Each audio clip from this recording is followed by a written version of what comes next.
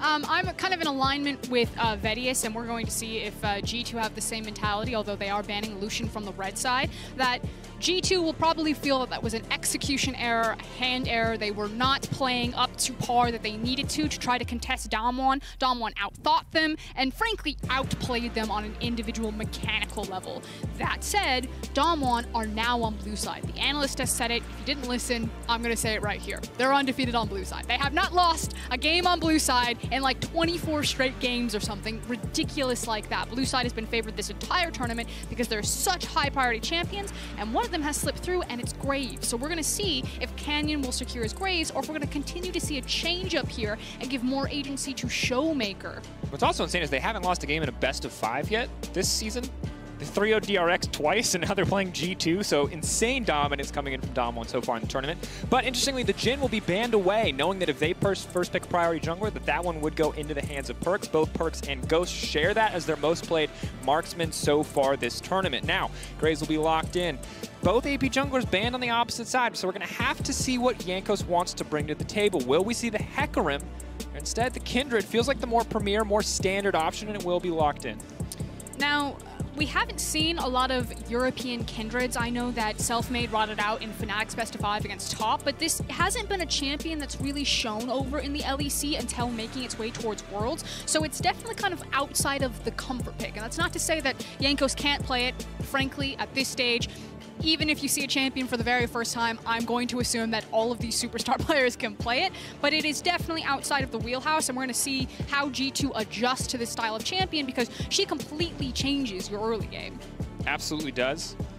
Priority pick is also going to be the Twist of Fate, one of two champions that we kind of wanted to see Caps on, a champion that he has performed on, that he has been able to snowball advantages outside of his lane with. Of course, last game was a struggle. Showmaker was the one who got his hands on the Twisted Fate, and we'll see what his option is this time around. He's been a bit more about the utility so far in this tournament, less about the individual carry performances, but maybe he would like to try his hands on the Sylas.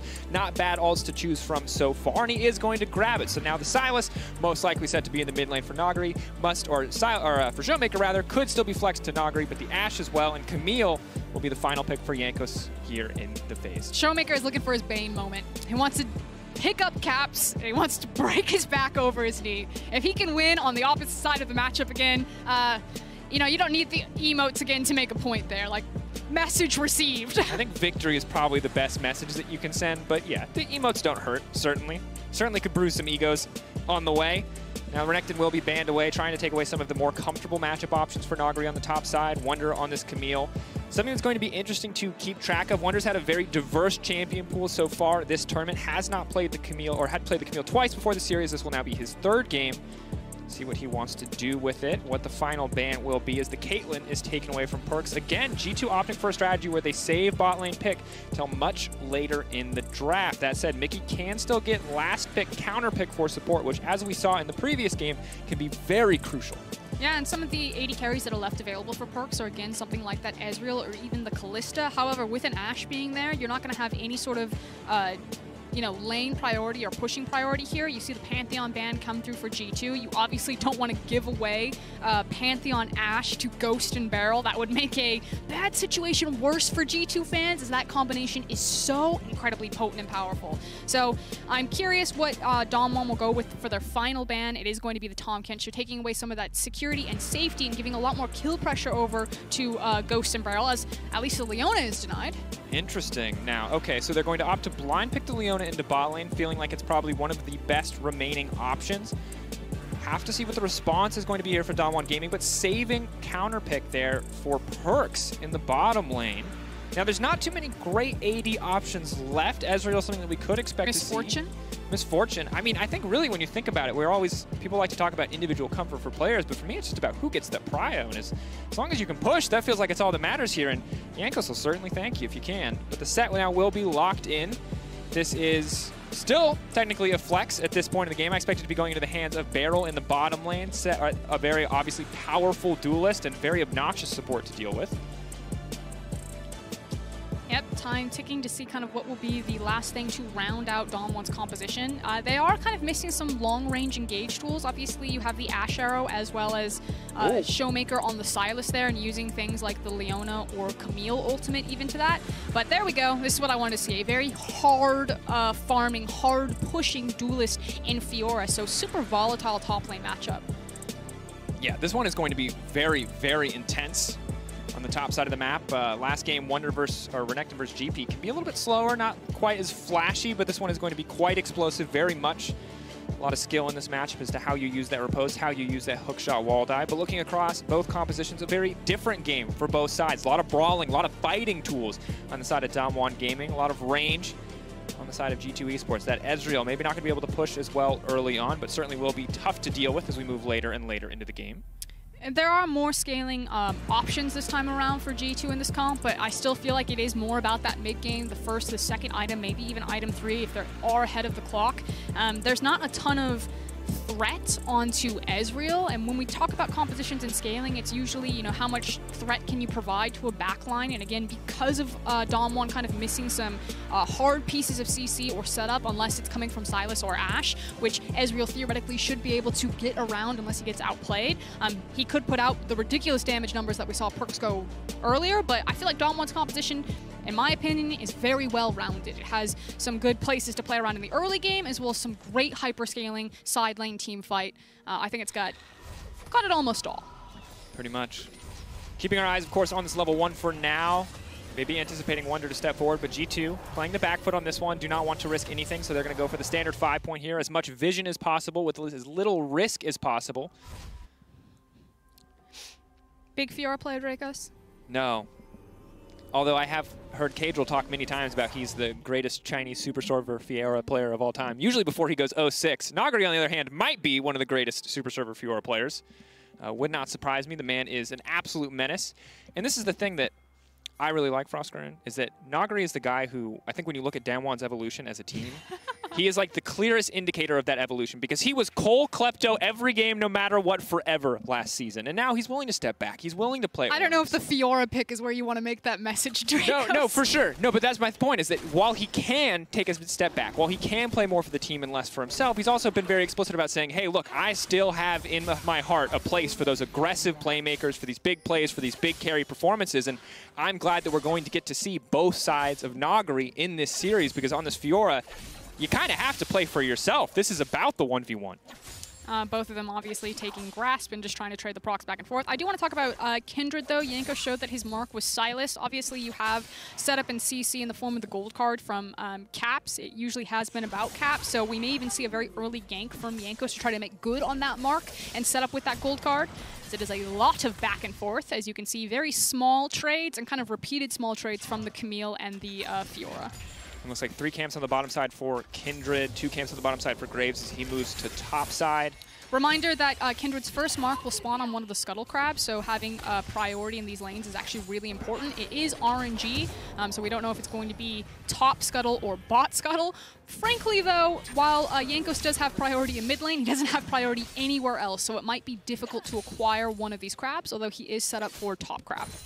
Is and has the vision to back him up as well. Barrel getting aggressive on the bottom side. One of the struggles, of course, playing instead is that he has so much pseudo-tankiness. As a Juggernaut, he just gets so many stats for free. Showmaker, though, getting very aggressive on the Caps, taking a lot of minion aggro back, but Caps extending the trade there to try to get the better of it. Showmaker, though, not afraid to play aggressive, just trade a little bit of health here. Yeah, and that health advantage will give Caps a lot of control over this lane. Yankos is hovering around Caps, trying to protect him as he now sees Canyon on the other side of this wall with a ward. And again, is playing for that crab, and the mark is going to be bot side. So Yankos handshakes with Canyon. Canyon will get top side crab with priority from Nagari, even though Caps has got Showmaker underneath his tower.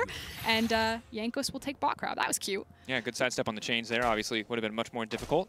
Keep our eyes on this mid lane matchup as we go further. For now, kind of going as expected. TF getting the better in a lot of these trades, maximizing the extra mana from the Corrupting Potion as much as he can. And Yankos, while he will be able to grab this one, they know exactly where he is, and Barrel's going to outmaneuver around the play, force the early flash. No option there for Caps. If he is able to flash in, Caps is going to get locked up, so just has to go for the early one. And now Jankos trying to trade back onto Barrel. Definitely favored in this one. Big haymaker now coming in as Caps walks forward. That's going to be the flash taken away. Third stack on the Mounting Dread will not connect, so Barrel walking away, but does give up a lot for that play.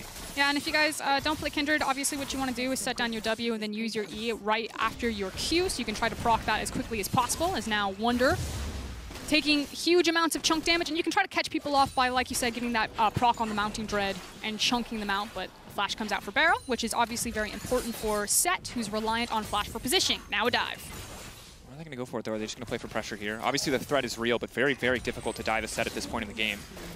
You've taken his flash, but as long as he has Haymaker up and available, is a very tanky champion, especially with the Aftershock, so they will pull away. But in the meantime, Jankos praying to the RNG gods, and the RNG gods answer as the Raptor Cap is respawning, and he's going to be right there in time to grab his second mark of the game before 5 minutes. That said, Perks now has to run for his life to flash forward. Oh, he's getting run down. Ghost waiting on the volley, instead going to turn for Mickey, trying to save Barrel's life. Does not want to trade it back. Perks going in, though. Has the heal. Ghost going to go for one. Ghost now going to fish for two. Leona strong, but is she strong enough? Fighting in the creep wave as well. Hits the Zenith Blade just barely. That's the stun. That's the cleanse. And oh, doesn't it feel good to be an 80 carry in 2020? Bye-bye, Ghosts.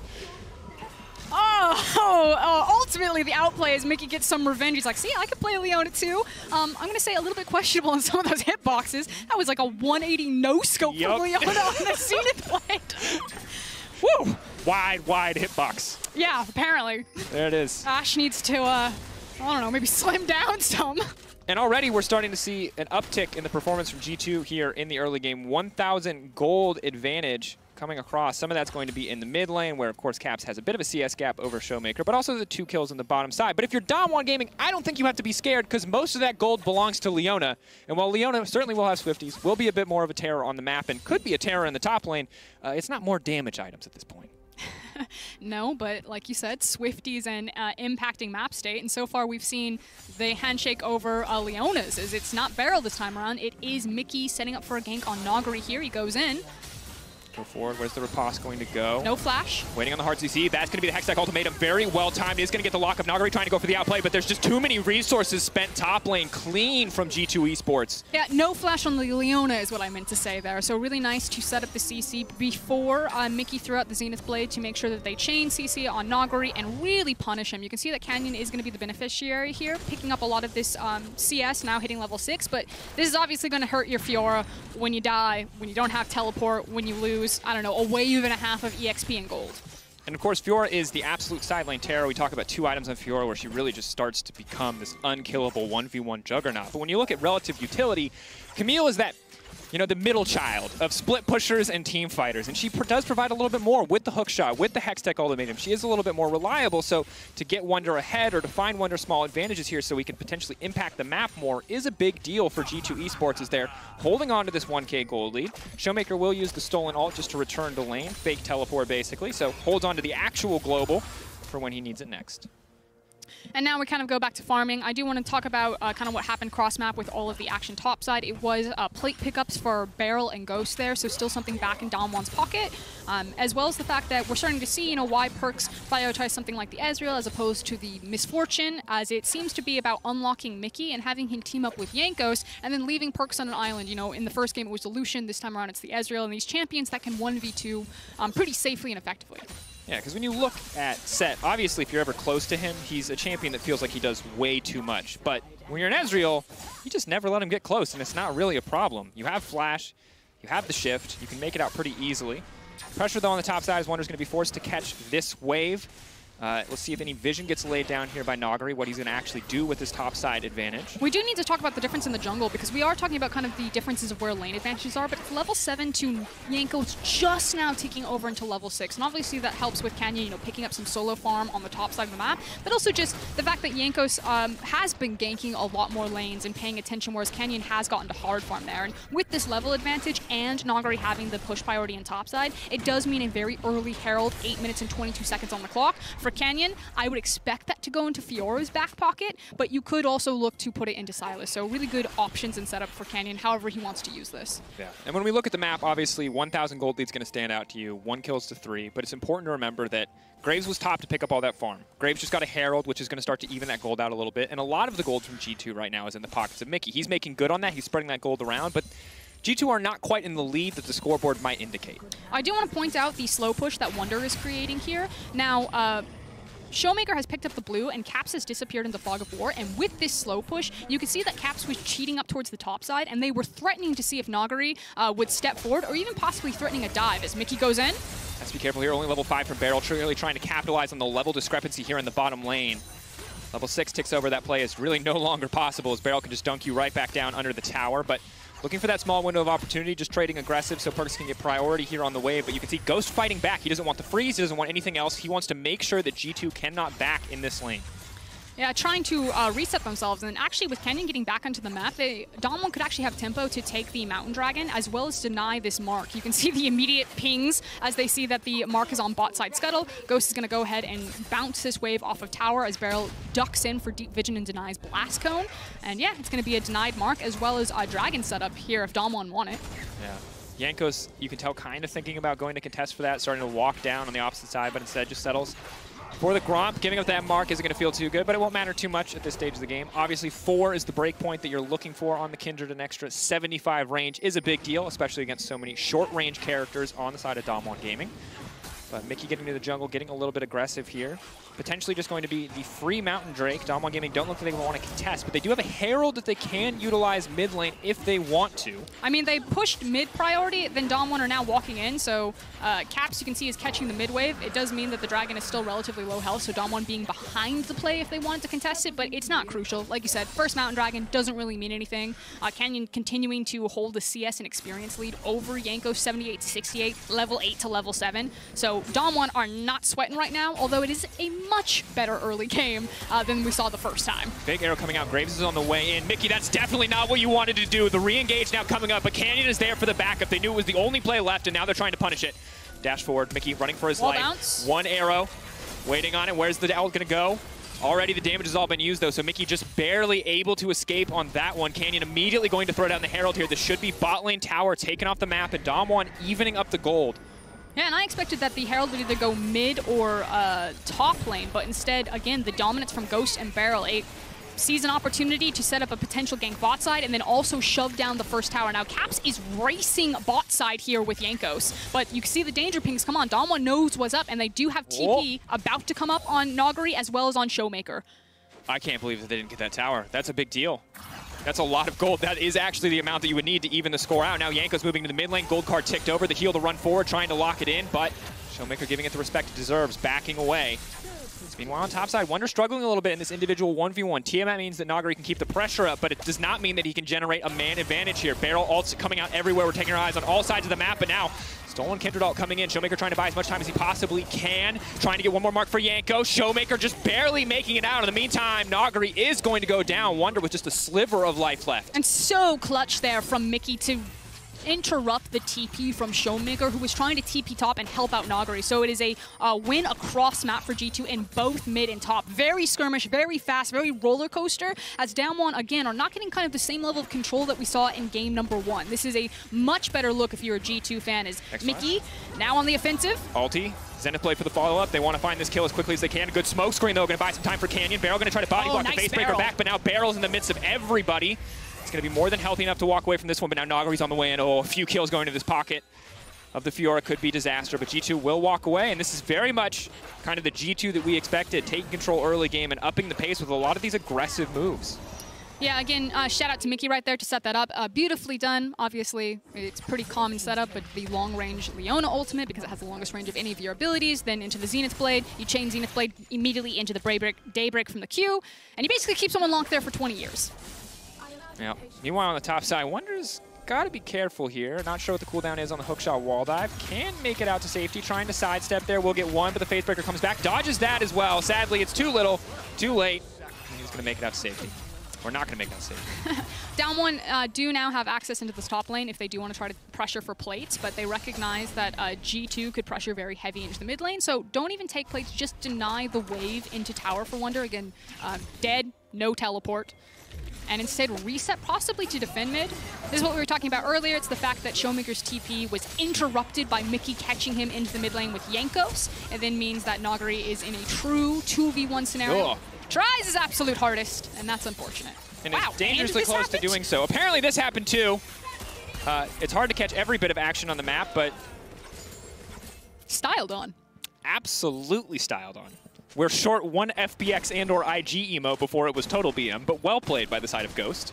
He obviously does not have the same personal baggage that the rest of Dawn had here. Last year, it was a different player in the bottom lane. He's like, guys, I'm just here. Like, come on. Like, please leave me out of your blood feud. I don't want anything to do with It's this. Saturday. I'm here to win. Like, please stop diving me. 1.5 item Ezreal.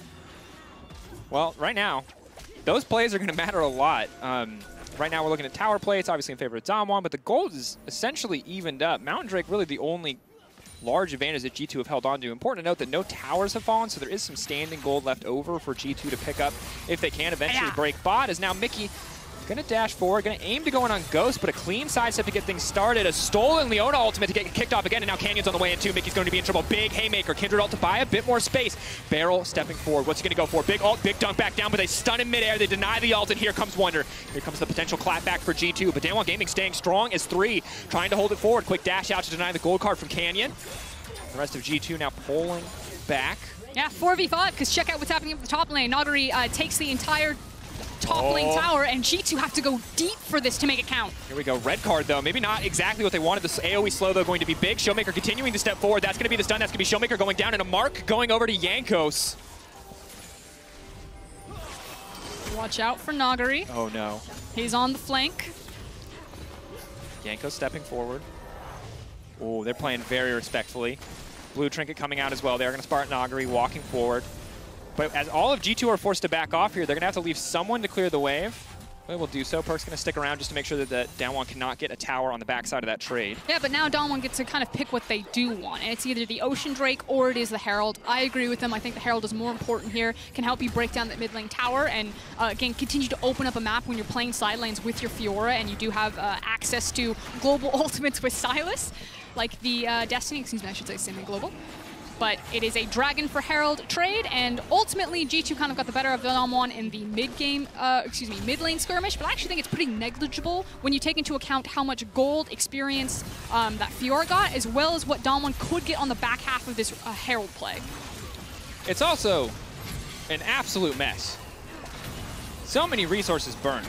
I mean, the good news is the mark for Jankos, right? Like, that's kind of, feels to me like the silver lining for that play, but you're using your flash from caps. It's a bit all over the place, but, you know, get a little bit of good news here as, boom, big shutdown onto Perkovic. 2-2-2, now has the Iceborne Gauntlet. And we talked about this being a relatively short-range comp, so Iceborne Gauntlet makes a lot of sense. And these fights are going to be difficult to play out for Canyon, for Nagari, for Barrel, if they cannot find a good angle on these team fights. Yeah, but now you have kind of the same play again as Wonder's trying to slip into the top side brush right there, spotted out very cleverly by a ward that I believe Ghost placed. 4 marks now for Kindred as well. No, I think it was Barrel. I was like, does Ghost have yellow trinket? Had to check. No, blue trinket. Nope. Proskeren. Yeah. This game, a little bit more, I feel like G2 showing what they're made of.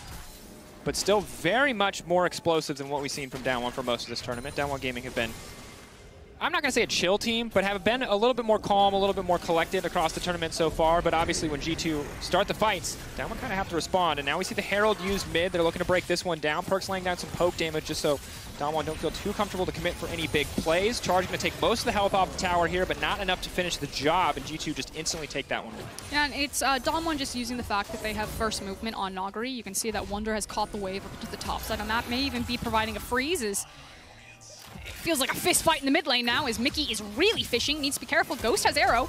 Big arrow, flashback. It's going to hit Perks instead. Definitely not the target that they wanted. Looking for the opportunity, but he's stunned as well. Now they're trying to lock up Barrel. Big haymaker to come out, and they take him down as well. Barrel a bit over aggressive and immediately punished. He had the highlight reel play in his head. He was going to dunk Perks right back into his own team, but the CC is there to stop him. That CC was so critical there, and this is what G2 were missing in the first game against Damwon. They were not up to par with the mechanical ability. Damwon were outplaying them. This time around, G2 are looking much cleaner, and it is coming down to a knife's edge of, you know, did the CC go off? It was a milliseconds, frankly, there. Barrel, like you said, saw his highlight. Gold card, boop. He was in there. He was going to get a massive face breaker. He could have then grabbed whoever he wanted, flipped them back in. Would have been stylish, but the gold card just slaps him right in the face. Yeah, and that's part of the reason why we just see TF so much, is the gold card is just such a strong ability. But hold that thought, because Jankos is going to be the one who's in trouble now. Forced to use the ultimate pretty early into this fight, but Canyon zoned away. Jankos does do a lot of damage here with the Storm Razor. Debating on his options there. Stolen ult coming out. Ooh, the shutdown as well. Hit him with the hose. Caps holding on in the circle, holding on as long as he can. Showmaker going into a big heal, and that's going to be it. Mickey now caught in the midst of the entire team of Damwon. 3 members strong here. Just looking to run this Leona down. Facebreaker won't connect, but Showmaker sure will, and that's going to be it. Yeah, and there's no response from G2. Look at Fiora. Fiora just pushed another wave. She's now going to smash this wave into the tower, get a couple of good shots there. You now have 3 kills as Mickey basically went in to try to save his team, and it was just lemmings running off of the cliff there as G2 fed away 3 kills as well as big gold to Showmaker. Very different performance from Silas game 1 to game 2. Showmaker 3-1-1 on this champion. And it feels like that's a little bit of the difference in how both of these teams want to play the game. A lot more high-risk play coming here for G2, and quite frankly, caught out a little bit. Yanko's obviously fine in the individual 1v1. I feel like he didn't get his ult. No, he didn't. He made the mistake. So he cues out of his ult, then tries to walk back in it. Doesn't get the health from the Lamb's Respite, and then Showmaker's like, easy, mate. Hits him with the fadeaway hose, grabs the Lamb's Respite, then uses it to go all in on Caps. And at this point, Mickey, he's in the Zenith Blade. He's like, I've made a terrible mistake. Yeah. Thought he could maybe save the day, but again, you cannot make small mistakes in this matchup. Costs pretty dearly. G2 not confident enough to stay for any damage on the tower. Just going to push in and wait to see what's going to happen next. 20 minutes into the game, so the Baron has spawned. Neither team too keen to get that one started off, but both with more than enough damage to do it if they want to. So G2 don't have a single tower to their name, and without Herald, it's going to be pretty difficult to crack these towers, especially with the wave clear that Ghost is going to provide on this Ashe. So they need to make picks around this mid lane and then use a numbers advantage to kind of overwhelm and siege a tower, or they need to have 2 waves that are syncing, pushing together, and then like you see what they're doing where they shove a wave and then they kind of sprint to a side map to try to dissuade Damwon with a potential dive. But Damwon could actually just hold like this, and as long as they have proper vision on their flanks and don't, or are aware that G2 are trying to pick them off right now with Leona, can continue to kind of win across the map or funnel gold into the necessary hyper carries like the Fiora. And it's interesting because right now as well, while we're seeing pretty even 4v4 here on the bottom side of the map, you've got top laners just in complete and total isolation. You have to feel the later we go, the more this is going to favor Nagri in the 1v1. He's on his way to the Trinity Force. Look at CS lead. Yeah, he's already 40 CS up. I mean, this is looking really solid for him. Yeah, he can't pressure the tower too much, but in these trades, he's going to be fine. There's no real kill pressure. The full all-in is such a mess. Neither side really wants to go for it. Canyon, though, going to take a decent chunk to kick things off. G2, important to note, this will put them at sole point, and that is something that they can fight for. That is something that they can play for that will force Nagri out of a side lane. So getting that Drake is crucial. And this is kind of, like you're saying, the one silver lining that G2 still have is their clear win condition this game. Is now Caps going topside, but here comes Showmaker. TP respond. Ulti coming in, but they're just going to walk away. They don't have to commit anything else for that, and that's overall a good trade for G2. Yep. Getting the ultimate off of Showmaker, like you said, trading for Destiny, you're going to take that any day of the week, but the towers still remain here. So G2 still looking for a pick, still looking for kind of a big team fight, while Damwon will be patient. They've now swapped Nagari down towards the bot side of the map, so he can start threatening the inner bot side tower while Baron is in place and Strigan is down. Makes a lot of sense. And checking in on optimization as well, it was the Iceborne Gauntlet, it's the fully stacked Muramana now, as well as the Quicksilver Sash. So Perkz is going to be nigh untouchable in a lot of these fights, unless they can just absolutely one-tap him. He has to completely mince position, really, to die in these fights or play way too aggressive. So he's in a solid spot. Probably will not have the same damage output as an Ashe in a sustained team fight right now. Might change once he gets third item. We'll see if it's going to be the Blade of the Rune King or the Death Stance. But Nagari now getting aggressive onto Caps. Stun's going to come out, dash forward, as well as the riposte, but the TP now burned here from Damwon should all run top. Riposte is down, though. They can go for the stun. Hookshot wall dive. They're just kind of baiting here. Meanwhile, Showmaker can push in and can trade or try to trade 1-for-1 on the towers. It's a split map play. Wonder going to try to shred this one down. Precision Protocol should make this pretty quick, but Cap showing that he's walking away means Nagari can walk right back into this lane. Tower still hasn't fallen yet for Damwon, but they're denying so much wave, and it should eventually fall. It's probably very low health as Nagari flashes. Oh, the Stolen Ultimate coming in as well. Caps, though, back on the way in, wants to use it. Wonder now has to run for the hills, has to be careful. Nagari now stepping in. This Fiora is so incredibly strong. 2 items, dash through. No riposte available, and that means he's going to be in trouble. Shut down onto Nagari. Massive for G2. What can Damwon do on the top side of the map? Nagari just steps forward as G2 stay around, and like you said, what can Damwon get on the top side of the map? The top tower does fall. That mid tower is a stiff breeze from being knocked over. So still, in terms of gold, G2 have a slight edge, but there's a lot of freestanding gold available for Damwon to take that right back. And we've yet to really see a full-on 5v5. We've seen a lot of 3v3 skirmishes, and we've seen a lot of these 2v1 side lane plays, but neither team seems too keen to fight yet. That might change in 2 minutes and 45 seconds when the next Infernal spawns. I do want to talk about the fact that you don't have TP right now on your Camille, where you do have it in your Fiora. Now, it would be difficult to execute, but there is a position here where Nagari can run down bot lane, or Showmaker if he wants to have the Destiny, and you could try to play cross-map by stretching out Camille, since Twisted Fate will have to match you there and try to like abuse in lane assignments while Camille is waiting for that TP. But because Infernal Drake and an Infernal Soul is coming up in 2 minutes, G2 might not be punished for it as heavily, since they'll want to be playing bot side anyway. It's important to note as well that through all of this, Caps managed to hold on to his TP2, so there is a decent global advantage. Of course, Nagari does have teleport, but the Fiora teleport significantly less menacing, as she packs no innate CC, even if she is an absolute monster to deal with in small skirmishes. Perkz, though, continuing to push in. G2 still not able to break this tier 1 tower, means it's very hard for them to push their vision any further forward. But it's not really about that for G2 right now. They just need to make sure that because Perkz has that QSS, you were talking about how he's basically unkillable, that there's no like snap threat. You know, there's no go snap grabs Perkz with an Ash arrow into multiple pieces of CC because he does have the QSS to deny or contest G2 on this wave. Now, Damwon are trying. Stolen Leona ultimate. Are they going to follow up with any more CC? Kind of just testing the waters, it looks like. Fishing for an opportunity, not wanting to overcommit here. And this is the stiff breeze you were talking about. One auto should kill the tower. Heck, minions might even do it. One more. Boom. There it goes. Ghost going to grab it. But that tower doesn't necessarily really mean anything to G2 because, again, the thing is the tower is there because it helps you contest on mid priority, which helps you, gives you access into the river. But because of Perkz' itemization and how slippery he is as an Ezreal, he can still do that relatively well. Unless he doesn't have something like Flash, then it gets a little bit more dangerous. And you can see Perkz stepping super forward as here comes Caps. Very aggressive. If they kill Canyon, this is pretty massive, but Ghost has been isolated off to the side. Caps does not have the sustained damage to take this fight, but the Flash taking him to safety. The team play there from G2 saves the day. The Hextech ultimatum stolen away. Caps now stepping forward. Showmaker going to be in trouble. Tries to go back in. Is untouchable for now, but the Hextech ultimatum not enough to save his life. As now Beryl has been caught out too. G2 on the chase, trying to keep Beryl out of this one. What are they actually going to get off the back of this, though? For now, it is just kills. Ulti in the mid lane. Ghost is trying to eat the wave. Here comes Wonder. Oh, Nagari locked up, taken down big for G2. This fight around the enemy blue buff has bought them everything that they need to start up this Baron.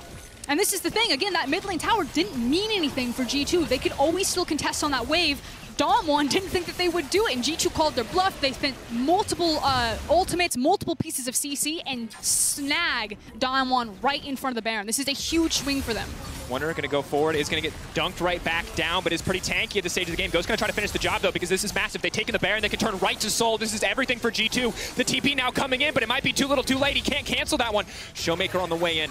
He takes the Leona. There's a potential here for a massive turn, but it looks like it might not matter because the Zenith Blade connects. Caps is on the way in. He tries to get it. Showmaker trying to turn it right back around. That's the shutdown onto Caps, but it isn't enough. No, G2 stands strong. They take down Showmaker, and they set their eyes on the Infernal, and Canyon dashes in, dashes out, gets down the control ward, but it's going to take a miracle steal and a flank from Nagari to turn this one back. Here comes Nagari. Canyon does have Flash as well as Smite available. Infernal Soul will go down.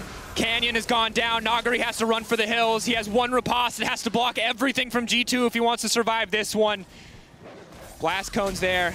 He should be able to make it out to safety. Hook shot, wall dive to take him out. Dash to the side. They're now chasing him down, but that's going to do it. That's going to be it. Perkz now dominating. Massive lead for G2 Esports. Infernal Soul, Baron buff, multiple shutdowns now picked up for G2. You said it. This is massive for them, and it starts with this pick onto the mid lane. The control ward was not going to save Canyon. The Destiny comes in. The smooth flash over the wall into the Lamb's Respite. Even if he didn't flash, maybe because of Jankos' placement, it still might have caught him there, but flashes for good measure anyway. And just such critical and important picks. And this is what G2 fans want to see from this team. High agency on a lot of their members, the ability to play individually and then have that incredible synergy, and the fact that all of these champions have forms of CC, have forms of escape, get to unlock these superstars to do what they want. Now, that said, when I called game 1 over, when Damwon just absolutely smashed G2, I still think that there's opportunity here that Damwon have. It's not as a foregone conclusion as game was for Damwon as it is for Damwon versus G2 in this matchup. Absolutely still some room to outplay. They're not as catastrophically behind. Of course, it is about surviving this Baron. And the Red Bull Baron power play, a minute left, already 4,000 gold for G2. They didn't take a lot of towers earlier on in the game, but they can certainly take a lot of them now. That's going to be tier 2 in the bot lane taken out. Tier 1 mid next to fall. Caps and Wonder press forward. Damwon backing off, knowing that they just have to concede these objectives, that they can't afford to pick a fight around this. Like you said, it's about surviving. 2 waves crashing for G2 in mid and bot. Nagari doesn't have TP, so he's actually just going to try to trade probably inhib for inhib. So Damwon just actually want to try to see if G2 will go away after this one, which you do see the back coming in for Wonder. He does have TP, or if Mickey will turn and G2 will step. Yeah, Perks just going to shift back over the wall. Caps going forward with the gold card. Big damage onto Barrel. Get a lot of stats for free earlier on in the game, but that does get weaker as we go forward if he doesn't actually have any form of gold income. I mean, forget Bale right now. Did you see what that Ezreal ultimate just did to Canyon? Yeah, it's pretty devastating. It half-healthed him. Perks is a strong boy. Caps, though, is going to need a body block here. Showmaker trying to play around this one. Caps caught out 4 now, but who's caught who now? As the TPs are coming in, that's going to be the red card, just trying to slow any kind of advance here. The pullback, big from Barrel. Dunk back down, trying to make it out. That's a haymaker. It's a decent amount of damage, but it's not nearly enough. They're now getting collapsed on. Fiora still just farming in the top lane, and Perks flashing forward, will not connect. Nice bit of emote usage there on the backside, but G2 take that fight, and it looks like they're going to take their second inhibitor. Yeah, and there's no TP for Nagari, so what he did is he tried to burn Wonder down as much as he could, actually just standing on top of the Camille and slapping him while the teleport was coming through. But again, G2 pushing, have now 2 inhibs, and actually a lot of restraint coming in. Didn't have vision because Nagari was no longer on a wave, so they have to assume that the reset has come in, and they go ahead and back away. G2, though, waiting in the darkness, now on the retreat. Showmaker with the Stolen Leona ultimate again. Very, very powerful, 0.8 AP ratio. Can do a lot of work here, but Nagari has to now run for the hills. They're just looking for a pick, and they could look to end it here as soon as they kill Nagari. That's exactly what they want, G2. Are you going to bet it all on the 5v4? They've got a wave to back them up. The hook shot, not going to follow up with the wall dive. Damwon Gaming not going to give anything up that they don't have to. Nagari overstepping this game, 0-6-0. Team play Nagari has been looking solid so far this tournament, but complete solo lane isolation Nagari, while he's still doing fine in the 1v1. No one's 1v1ing him. They're dogpiling him at every chance. He doesn't even get to play League of Legends anymore. Well, I think it's taking advantage over the mentality of, Nagari thought that they had gone. He sees that Elder is going to be spawning in like 2 minutes and 30 seconds. He saw that G2 left the base, and so the assumption is they're resetting and they're going to prepare for Elder, and I need to push this out to get in a position where we can have one last fight around the Elder, and that's probably going to be the last hurrah that Damwon will have available to them. But instead, it's G2 just sitting in a bush looking at him like, you want that farm. That cannon sure does look juicy. Oh, that's a super minion? How much gold? 90 gold? I mean, Ooh. frankly, at this point, Fiora is a super minion. That's the struggle. And again, if she's alone in a 1v1 against the Camille, she's not too bad. Obviously, she's in an item deficit now, and there's healing reduction. So yeah, she's probably not winning that one anymore either. But for so long, it felt like Nagari, despite being down in kills, it wasn't the end of the world. Now, though, it really does feel like a death sentence, because Fiora, all she does for your team is damage. She provides no utility, and when you're behind in items, your damage is just strictly worse. She is looking for the deep flank on Wonder here. Big arrow. Oh, that was the biggest brain arrow we've seen all tournament. My God, Ghost shut down onto Wonder, and that is certainly a way to put hope back in to the side of Damwon Gaming. That guy just 3,000 IQ'd him. My God, Giga Brain. Get the wall jump now. You've heard of 5-head, welcome to 6-head, baby. Ghost's on another level. It's just another Saturday. Oh my God. Okay, Elder is spawning in 44 seconds. Obviously, G2 don't need it to win. It would be nice. And they've got so much vision control. They're doing the classic. They just want Damwon to face check into so many of their pieces of CC. Yeah. Ooh, that blue trinket ward. Gold card. Who's face checking who though? Oh, big Ezreal damage. Showmaker all alone means he takes the full brunt of that assault. And now they're trying for the follow-up. Yanko sleeping forward, and that's going to be it. Showmaker just in the midst of the meat grinder. G2 now pressing forward. Game 1 all about Damwon, all about early dominance. Here, G2 keep it scrappy, keep it fresh, turn it all around on a single play around the Baron buff, and now they are just walking their way into victory here as they tear Damwon to pieces. Much better look from G2 this time around. Damwon was still getting a couple of scrappy fights in there, but just not the same dominant performance that we saw from Nagari. 0-6-1. Obviously, that Fiora is probably not going to come out again, as we've got a series, Dracos. We absolutely do. Gold card going into G2 looking to return with some BM of their own. They don't have any fancy emotes, but they are more than happy to go for a fancy tower dive. Land's Respite will not give you a respite from the Fountain Laser. G2 going to close this one out with confidence. Game 1 was all about Damwon Gaming. Game 2, much more of a back and forth. But at the end of the day, G2 reigns supreme and tie it up 1-1. But this is what's most important. G2 beat Dom1 from red side. You now get side selection for losing team after this game. So Dom1 will have side selection. They could run it back onto blue side, the side that has been so dominant for them individually and so dominant throughout this tournament, but that's massive for G2 to prove that they could beat them from red side. It's huge. And also now we've proven from G2, one of the immortal questions in a best of 5 is how does